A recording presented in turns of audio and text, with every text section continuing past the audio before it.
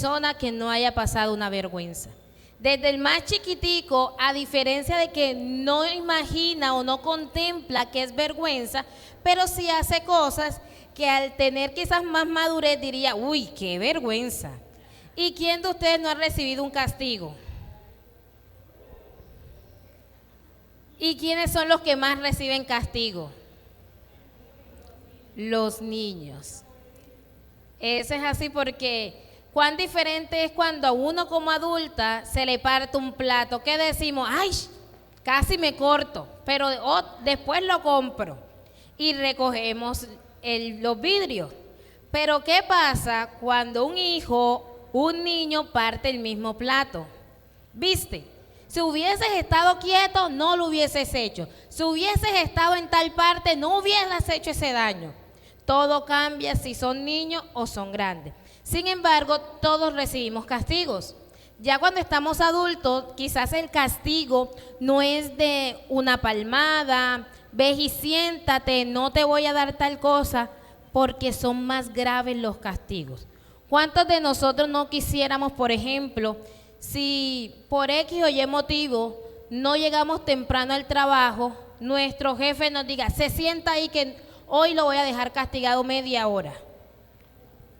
Al contrario, que le diga, hoy le voy a descontar un día de trabajo. ¿Cuál prefieren ustedes? Que me siente media hora, porque un día de todo el día, pero que me lo pague. Entonces vemos que los castigos de todas maneras duelen y tienen un impacto en cada una de nuestras vidas. Equivocarse es una de las situaciones más difíciles para afrontar. Una de las tendencias más comunes incluso es culpar a otros de nuestras equivocaciones. Hermanos, y eso es algo que vivimos diariamente. Y muchas veces nosotros como seres humanos no reconocemos cuando nos equivocamos y comenzamos a ver a quién le podemos echar la culpa. No me salió esto bien, pero no fue culpa mía, sino porque fulanito de tal no hizo tal cosa, o porque fulanito de tal hizo tal cosa, por eso fue que salió mal. Nunca decimos por nuestra propia causa. Nunca decimos, si yo hubiese hecho o me hubiese planificado, hubiese salido mejor. Sino como seres humanos comenzamos a buscar a quién culpar. Y eso lo vemos desde el inicio. Cuando Adán y Eva se equivocaron, ¿a quién le echaron la culpa? ¿A ellos? No, cierto. Comenzaron a buscar culpables y el culpable al final de la conversación terminó siendo Dios. Porque el uno le echó la culpa al otro y el otro al otro. Entonces, dice, psicológicamente equivocarse desencadena tres cosas principalmente. Primero, variedad de emociones y sentimientos. Esto es muy importante porque no todas las personas se enfrentan a la vergüenza de igual manera. Por ejemplo, si yo vengo caminando y me caigo, puede pasar muchas cosas. Una, me levanto, me sacudo y sigo como si nada. Otra, ya la vergüenza me atormenta y digo, no hermana, después hablamos y me voy. O en otra ocasión me puedo hasta poner a llorar. Entonces, cada persona puede enfrentar la vergüenza de diferentes maneras. Y va aumentando, quizás esa manera de afrontar la vergüenza equivale a sucesos que hemos pasado en momentos anteriores. No es igual, por ejemplo, que yo suba y esté hablando y me equivoque y siga como si nada, o que yo me equivoque y enseguida me bajo. ¿Qué es la diferencia? Si yo acá arriba me equivoco, pero sigo, estoy tratando la vergüenza y la lidero. Sin embargo, si yo me bajo y me voy, ya yo comienzo a tener un temor. Y créanme que probablemente más nunca me suba a plataforma, porque cada vez que me vaya a acercar, voy a recordar esa mala experiencia. Entonces, saber lidiar la vergüenza nos ayuda en momentos posteriores. Otra cosa puede variar en intensidad y duración. ¿Cuántos de ustedes no ha pasado un mal momento en público? ¿Y a cuántos de ustedes le da miedo montarse en plataforma? Hay hermanos, yo le doy gracias a Dios porque muchas veces a mí me han dicho de un momento a otro, Kate, mira, sube y cúbreme. Hermana, y yo me subo y hablo como si tuviese planeado eso hace rato. Hay hermanos que ustedes dicen, ay hermano, téngame una parte. Ay no hermana, me lo hubiese dado la semana pasada para yo estudiarlo, prepararme y pasar. Entonces, vemos que la manera de afrontar ciertas circunstancias son diferentes en cada persona. Y hay personas que hoy pasaron un acto vergonzoso, lo asumen y se les olvidó. Hay personas que pasan algo vergonzoso y los atormenta y pasa y pasa. Y usted, mire, yo conozco una hermana que me decía, hermana, yo no subo a cantar porque hace 7 años, y no le estoy mintiendo, me dijo, hace 7 años yo me monté a cantar y se me fue la voz. Y todo el mundo me miraba y uno se reía, hermana, entonces yo no me subo a cantar. Entonces vemos que eso pasó hace 7 años y aún esa vergüenza ella la está arrastrando hasta la actualidad. Esto dependerá de la personalidad, el tipo de error que hayamos cometido y la perspectiva que tengamos de equivocarse. Hermano, la personalidad es muy importante. Y cuando hablamos de personalidad, también estamos hablando de la autoestima, de la apropiación y la aceptación que usted tenga de usted mismo. Cuando nosotros tenemos buena autoestima, cuando valoramos lo que somos, podemos afrontar ciertas circunstancias de manera diferente. A veces nos da vergüenza decir que somos adventistas del séptimo día. A veces estamos en un lugar y hacen cualquier pregunta y nos quedamos callados. Y ni siquiera se dan por enterados que nosotros somos cristianos, que nosotros tenemos tal conocimiento, porque la vergüenza y el temor nos invade. Entonces la pregunta es, ¿qué estamos haciendo para sobrellevar cada una de esas circunstancias? ¿Cómo ustedes afrontan los momentos negativos de su vida? ¿Cómo afrontan la vergüenza y qué limitantes están creando a raíz de esa circunstancia? Ahora, diariamente nos enfrentamos a sentimientos sentimientos comunes. ¿Cuáles son los sentimientos que más nos enfrentamos? ¿Quién me puede decir? La tristeza, por acá. El miedo. La soledad.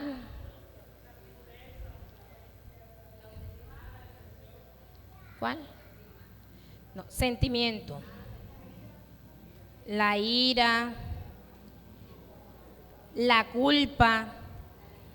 Y vemos que estamos en un mundo actualmente donde les encanta señalar.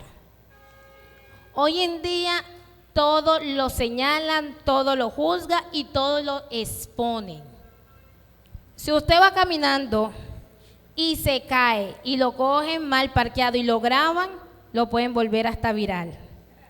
Usted se cayó y a todo el mundo le cuentan, en todas partes lo quieren montar. Si usted, y a veces nosotros, bueno, participamos de eso. Muchas veces si estamos acá arriba y la hermana dice una palabra como no es, allá abajo lo saludamos con esa misma palabra. Exactamente, hermano, y parece gracioso, pero tenemos que tener mucho cuidado con eso, porque la persona que está acá arriba ve todo su rostro. Quizás ustedes ven mi cara y quizás ve la que está al lado, pero yo desde acá arriba veo todo.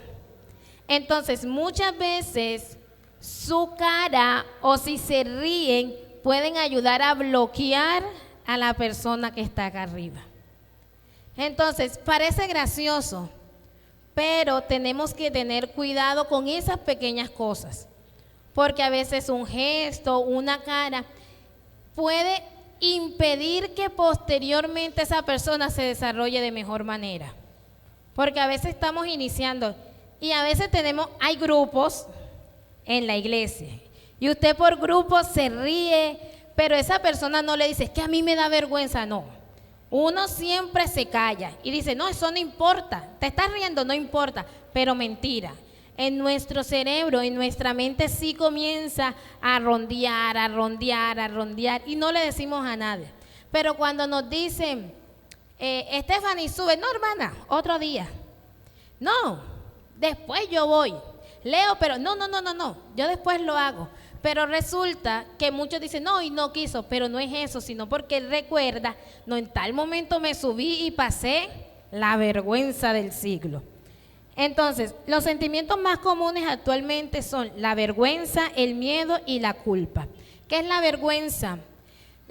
Es la sensación de incomodidad o humillación.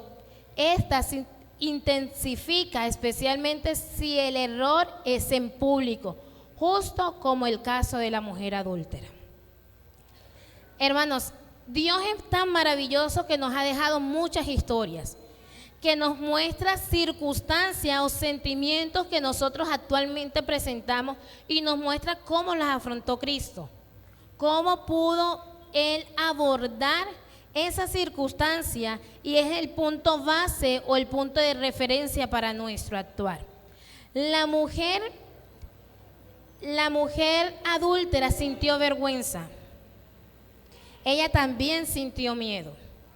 Y cuando leemos la historia a profundidad nos damos cuenta que no fue cualquier vergüenza. ¿O cuántos de ustedes han estado desnudos delante de muchas personas?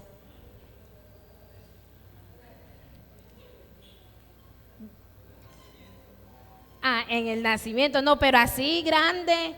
¿O cómo se sentirían ustedes si en estos momentos su ropa se desaparece? Hermanos, nos faltarían brazos para taparnos, porque comenzaríamos, y que seamos los únicos desnudos, a todos nos comienzan a mirar y comenzamos a pasarnos, Dios mío, ¿qué es esto? ¿Qué estoy? ¿Para dónde me voy? ¿Dónde me meto? Y trágame tierra, y les aseguro que duraríamos mucho tiempo para volver a este lugar. No volveríamos. Y la mujer adúltera se enfrentó a una circunstancia así. Dicen que la cogieron y la tiraron delante de todos los que estaban presentes. Y más que la vergüenza que estaba sintiendo en ese momento por su condición de desnudez, comenzaron a juzgarla. Comenzaron a querer que fuese castigada por lo que ella estaba haciendo. Hermanos, y nosotros también nos podemos sentir desnudos. Cuando cometemos pecado, cuando cometemos cosas que nos alejan de Dios y la palabra de Dios nos las muestra, nos sentimos desnudos delante de Él. Sentimos nuestras fallas y las equivocaciones que estamos cometiendo. Y asimismo como la mujer adúltera, muchos quieren encargarse de juzgar. Muchos quieren hacer ese papel de juez que no se les ha dado y mostrar y querer que nosotros recibamos castigo por nuestra condición. El miedo se ve usualmente reflejado en el temor a la crítica. ¿Cuántos de ustedes le da temor que lo critiquen? Yo diría que todos. De cierta u otra manera, a todos nos da miedo que nos critiquen. No todos nos comportamos igual a las críticas, pero a nadie le gusta que la critiquen. Y por eso quizás en el momento de salir de nuestra casa nos miramos en un espejo y vemos cómo nos vemos. Nos sacudimos la nariz, nos peinamos, nos arreglamos porque no nos gusta que nos critiquen. Y en el momento de subir a plataforma, miramos muy bien cómo vamos a hablar, qué vamos a decir, cómo nos vamos a mover para evitar que los hermanos nos critiquen. Pero todos nos da miedo la crítica, el juicio de los demás y a las consecuencias negativas de dicho error. Hermano, ¿cuántos de nosotros nos gusta ser castigados? A ninguno. Ni mi hija tiene 2 años y hoy estaba dañando una pared en la iglesia y venía, la llamé, no sabía qué estaba haciendo. La llamé y viene con todas las manos llenas de polvo y me dice, mamá, no me vayas a pegar. Y yo, Emi, ¿qué estabas haciendo? Nada, mamá. Yo, ¿cómo que nada si tienes las manos sucias? Se cayó solito. Y yo, tan pequeña y tiene ya miedo que la castiguen. Y parece mentira, pero cuando nosotros tenemos miedo que nos castigue, es porque de una u otra manera somos conscientes que estamos haciendo algo malo, que somos merecedores de ese castigo. Cuando nosotros no nos estamos comportando mal, no tenemos miedo que nos castiguen, porque sabemos que todas nuestras actuaciones son adecuadas y por ende no vamos a merecer un castigo. La mujer adúltera, en esta vemos cómo esta emoción está presente. Estaba desnuda frente a una multitud que no solo juzgaba, sino que quería matarla por lo que había hecho. Alguno de nosotros no ha tenido miedo a ser apedreado, pero sí a ser juzgado por la familia, por la comunidad, incluso por la iglesia misma. Hermano, y eso es muy importante. A veces la iglesia, en vez de convertirse en un resguardo, en un lugar de tranquilidad, se vuelve un campo de batalla. Se vuelve un lugar donde hasta incluso es incómodo de llegar, porque no es que fulanita va a estar pendiente si llegué tarde, si no llegué, si tengo esto, si no hizo esto, para en la mínima ocasión hacer una crítica. Hermanos, nosotros no somos quienes para criticar. Sin embargo, sí somos hermanos en Cristo que nos debemos de ayudar y motivar. Que Caterine no vino hoy y vino 15 días después, en vez de, anda hermana, ya casi no viene. Decir, ay hermana, me encantó verla. ¿Qué ha hecho? Vamos para mi casa.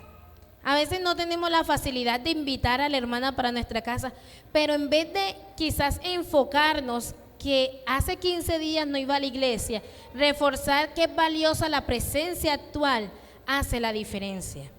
Nosotros tenemos que luchar porque la iglesia sea diferente que el mundo. La iglesia no se puede convertir como el mundo. A veces nosotros como adventistas tenemos nuestras creencias y nuestra fe fundada en ciertos criterios y ciertos aspectos que el mundo no comparte. Por ejemplo, a mí me han ofrecido trabajar, pero no me dan el sábado. Y yo, necesitada de dinero, todos tenemos deuda. Sin embargo, no es un aspecto que me va a decir, yo voy a trabajar en sábado. Pero no es igual que yo me le acerque a la hermana y le diga, ay hermana, me salió un trabajo pero no me dan el sábado. ¿Qué me podrá decir la hermana? ¿Qué me puede decir la hermana si yo le digo, necesito un trabajo pero el que me salió no me dan el sábado? ¿Qué me puede decir ella?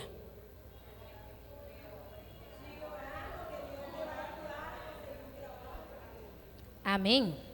Esa es la actitud de un cristiano. Pero ¿qué me va a decir las personas que no son cristianas? Y ahí van a...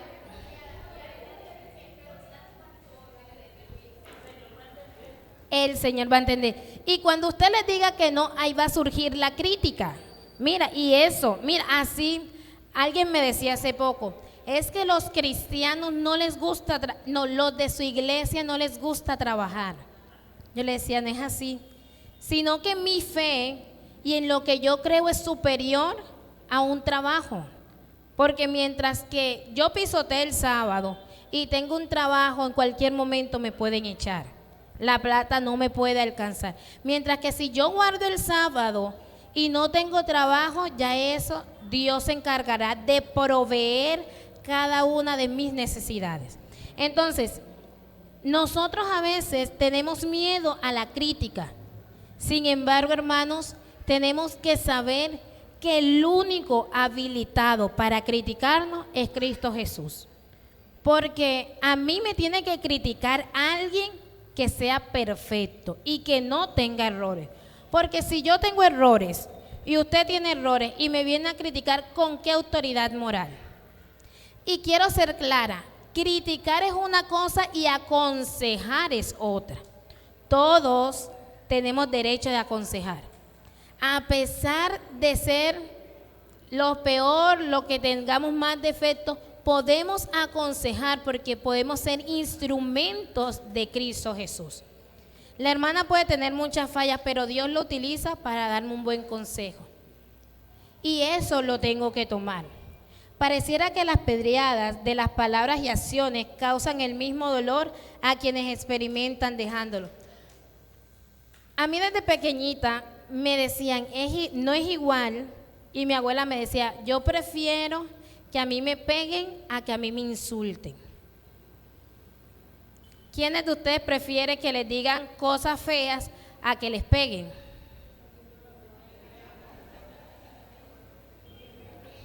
Que le peguen. Por acá, ¿a quién le gustaría? Bueno, pero si le tocara escoger, alce la mano el que prefiere que le peguen. Hay que escoger una de las dos. Y alce la mano el que prefiera que le digan cosas feas. Es más fácil que a uno le peguen.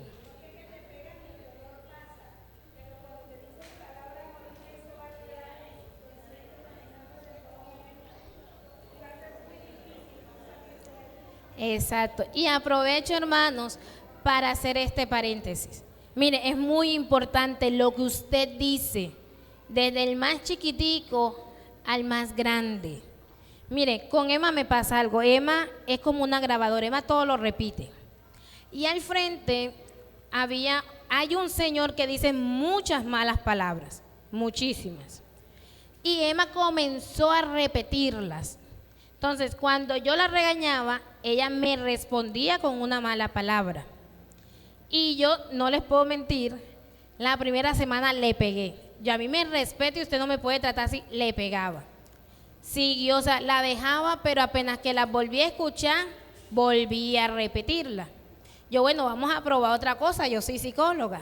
Entonces, cada vez que Emma me decía una mala palabra, yo le respondía con algo bonito. Yo, es que sí, mi amor, es que tú eres hermosa. Mira que tú eres una niña obediente. Y Emma enseguida se le cambiaba el chip. Y ahora Emma escucha una mala palabra y le dice, eso no se dice. Tú eres hermosa, tú eres bonita. Entonces, las palabras pueden hacer un mayor impacto que un golpe. Y eso hablándolo de manera positiva o de manera negativa. Entonces, hermanos, ¿cómo estamos hablándole a nuestros jóvenes de la iglesia? ¿Cómo le estamos hablando incluso a nuestros niños de la iglesia?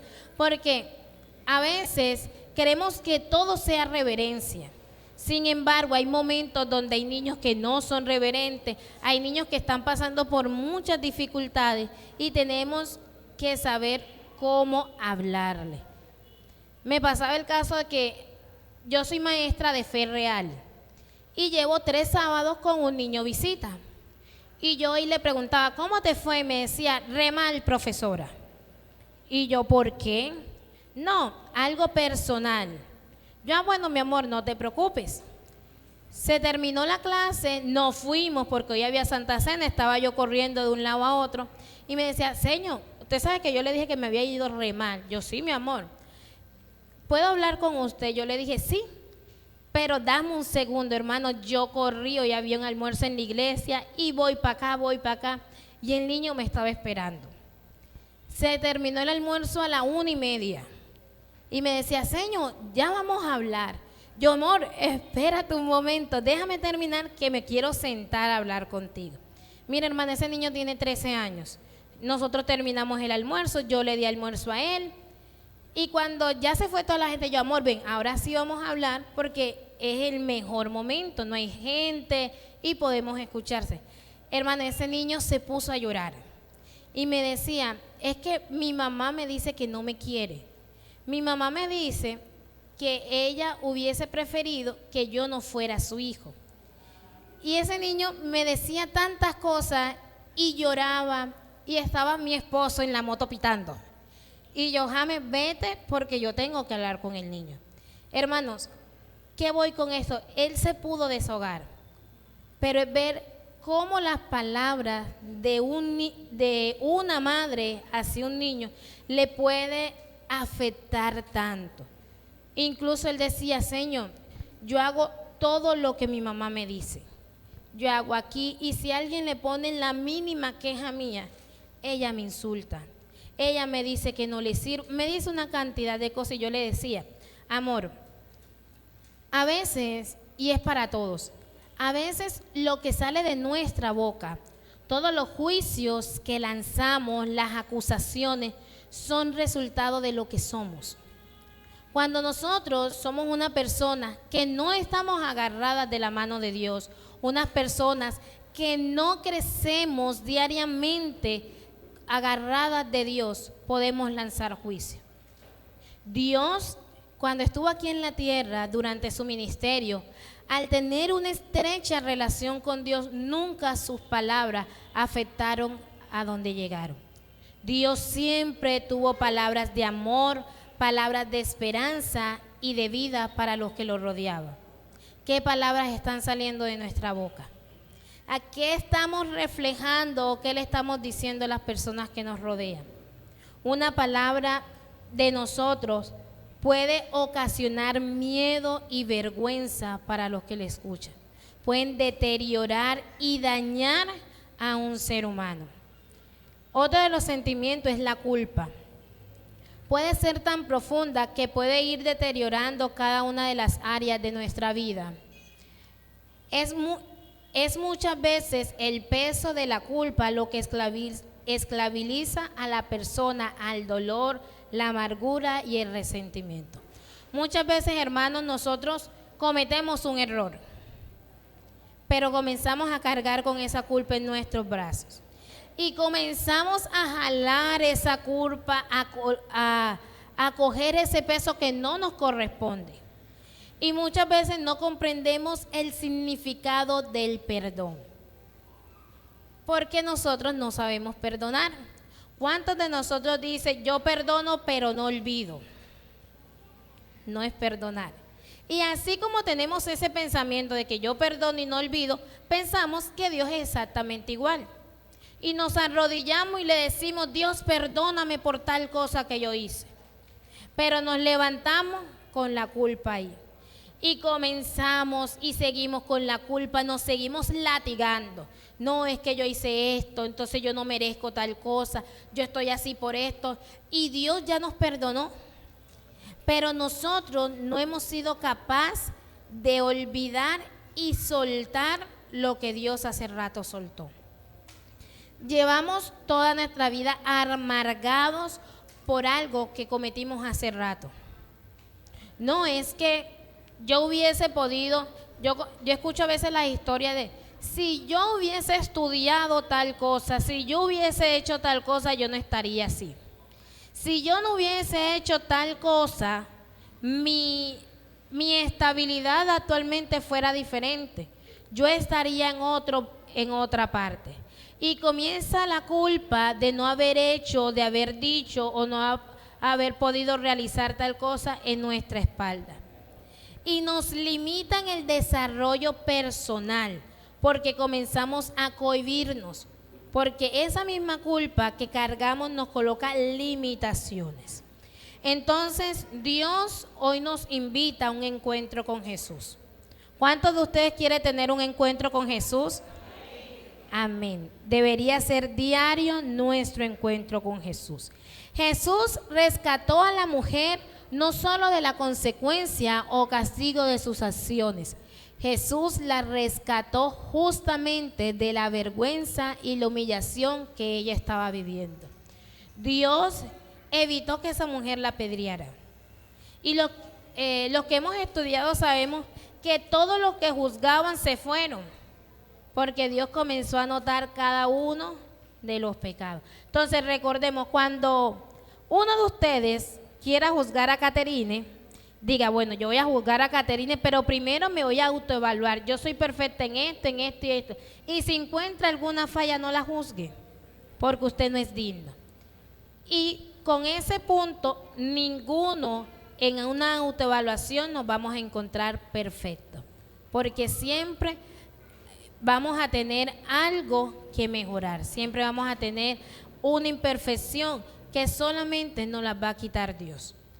Entonces, él sabía que lo que pasara en ese momento iba a determinar el resto de la vida de la mujer que él pecó. Hermanos, todos tenemos quizás en algún momento en nuestra vida la acción de equivocarnos. Sin embargo, la manera de cómo afrontamos esa equivocación hace la diferencia.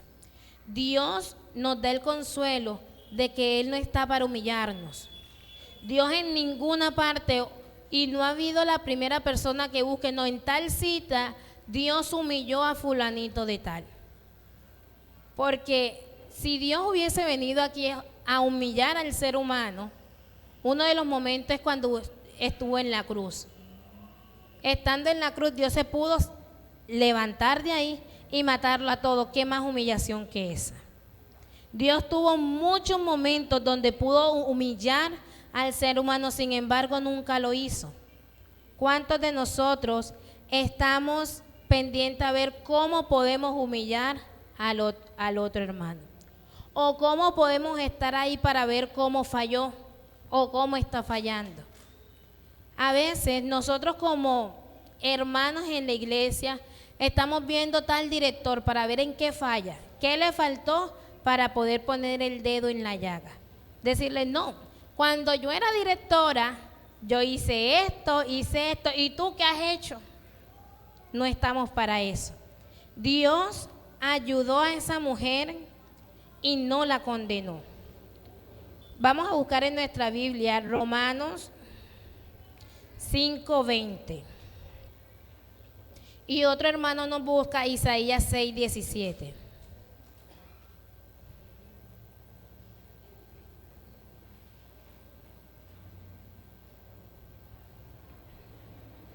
¿Quién tiene Romanos 5:20?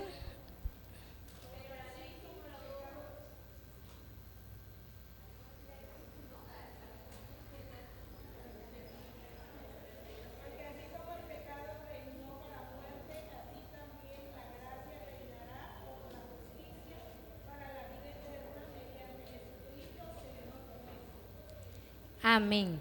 Y ese versículo tenemos que atesorar: donde abundó el pecado, sobreabundó la gracia. Dios está listo para rescatarnos del castigo, haya sido cual sea. No importa qué equivocación. Hermanos, no importa si usted dejó de leer la Biblia un año, si usted se fue, si usted vino, si usted hizo lo que sea. Dios está dispuesto a perdonarte. Mire, alguien me decía, no, ¿cuál es el único pecado que no tiene perdón? Y yo decía, bueno, hay un pecado, pero cuando tú comienzas a investigar y a estudiar ese pecado, equivale al rechazar a Dios. Si tú dices que Dios no existe, que Dios no te puede salvar, que no confías en lo que Él, ¿cómo Él te va a salvar? Por eso es que no, tú mismo rechazas la salvación. Tú mismo rechazas el poder de Dios. Sin embargo, Dios siempre está ahí. Y a veces nosotros, no es que yo no lo veo, pero cuántas veces nosotros estamos a punto de hacer algo malo y hay una vocecita en nuestra cabeza que nos dice, no lo hagas. Ese es el Espíritu Santo. No es que nos estemos volviendo locos, no es porque no, el Espíritu Santo siempre está ahí, viendo cuando te vas a equivocar para amonestarte, para decirte, hey, no lo hagas. Sin embargo, hermanos, nosotros comenzamos a escuchar la voz del Espíritu Santo, pero cuando somos rebeldes y seguimos actuando, esa voz se va alejando y llega un momento donde muy pocas veces las escuchas. Entonces Dios hoy nos quiere decir que donde abundó el pecado, sobreabundó la gracia. No importa tu condición, no importa cómo esté tu vida espiritual hoy en día, siempre está la posibilidad de salvarte. Esperemos que nuestra gracia no sea cerrada, porque de aquí ninguno me puede decir qué día va a cerrar los ojos. Entonces tenemos que luchar el ahora, en estos momentos que tenemos la oportunidad para obtener la gracia de Dios, reconocer nuestro estado y mirar hacia el cielo y poder caminar de la mano de Dios. Por último, vamos a leer Isaías 61:7, perdón. Isaías 61:7.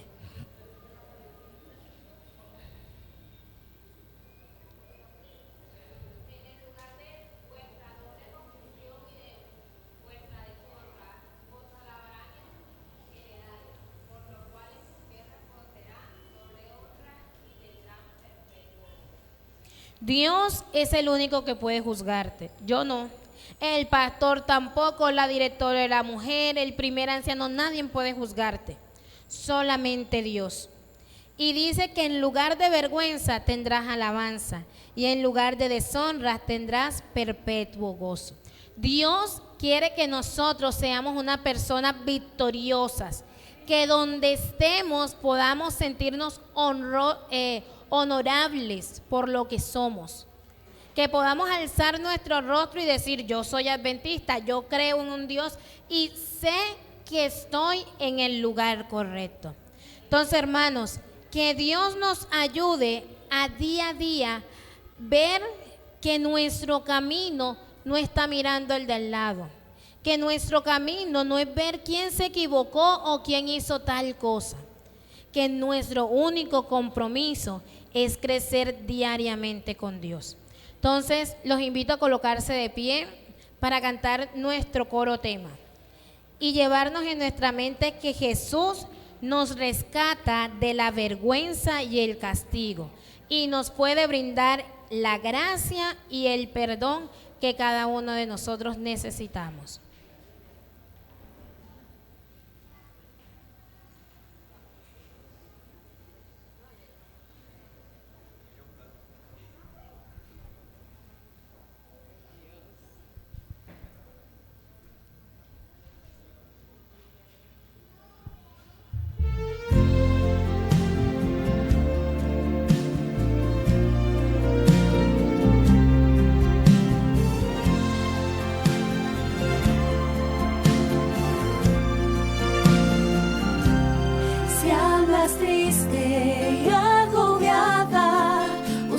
Ayuda y consolación, si sientes que andas sin dignidad y solo encuentras decepción,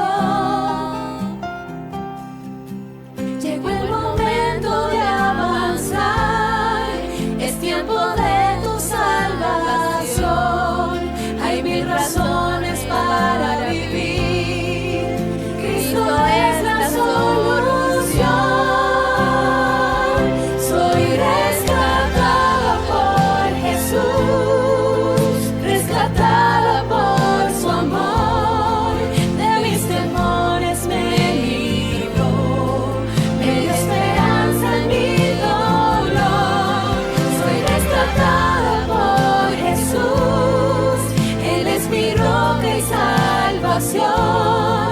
Hoy tengo vida y perdón para cumplir la gran misión.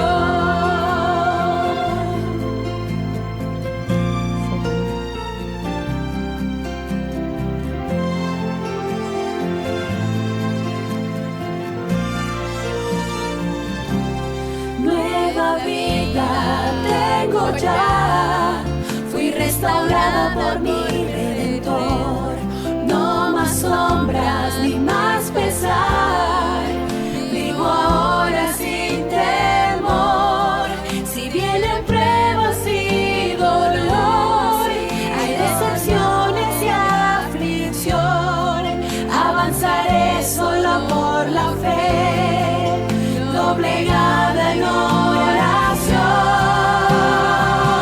Soy rescatada por